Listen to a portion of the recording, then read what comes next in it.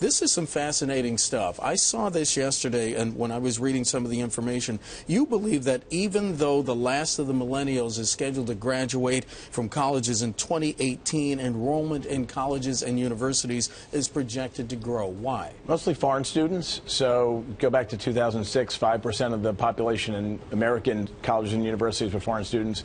Take that out to 2021, which is 3 years after the millennials are out, and that's 12% of the enrollment. So that's about 140% increase in foreign students over that period of time. We are not talking about dorms as the way we knew them when we went to college.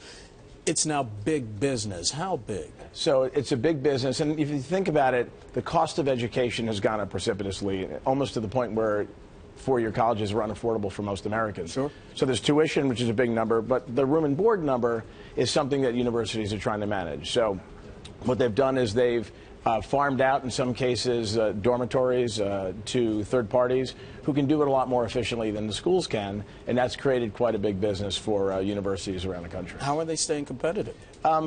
Well, it's interesting. The competition is really in those college towns. You take a Columbus, Ohio, you take an Austin, Texas, right? These are big places where the millennials actually want to live. So it's they have some diversification in terms of they can create housing for the students, and they can also create housing for the grad students, and they can create housing for the people who graduate from the school and want to stay in those cities. So they have a big population of demand, and that's how they stay competitive. Is that population what's driving the demand? It's absolutely. So if you look at the millennials, you take a place like Austin, Texas, there's about a 30% increase in the millennial population over the last 10 years. Big university town. Big university town, too, yeah. And millennials like to stay in those places where there's work, and there's also they feel connected to the rest of their population cohort.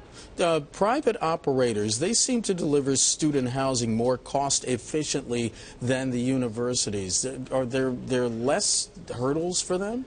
I don't know.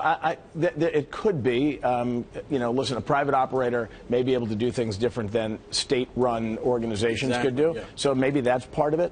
But I also think that when there's competition, there's opportunities for efficiency and cost savings. How attractive are real estate asset plays looking like for student housing and also for senior housing to investors? What do the yields look like compared to those, say, on apartments? So what's happened over the last couple of years is yields on real estate investments have just compressed to the point where they're, you know, almost at an all-time low. We're at pre-recession lows in terms of cap rates, that's real estate speak, for initial yields. So investors are looking for alternatives where they can get a little bit higher return. So student housing is one of them, and that's why we started covering it this quarter, and senior housing is another one of them. There's a little bit more risk, obviously, in that play. However, the return potential is something that investors are finding interesting. So you comfortable with how the fundamentals look, at least for right now, near term? Right. Across real estate, especially in the multifamily side, fundamentals are strong. The first derivative of that would be student housing. Maybe the second derivative of that is senior housing. Yep. But if you just look at the population growth, I think the fundamentals are very strong, and that's what's going to keep driving rents up in the long term. And I'm sure you were paying attention to the housing news we got today. Those multifamilies, they're starting to take off because you have a lot more renters now. People just can't afford housing. Well, in the previous segment, you have millennials that are not in the first-time home buyer market the way we would expect them to be. Because they're still paying off student loans. They have student loans, and you know something? They're not as quick to jump into buying a house. I don't think the American dream is dead. I think the American dream has been modified that I'll rent for a while, and then maybe I'll buy a house. Fed Chair Janet Yellen, as you know, she has said the housing sector still is giving her some pause for concern.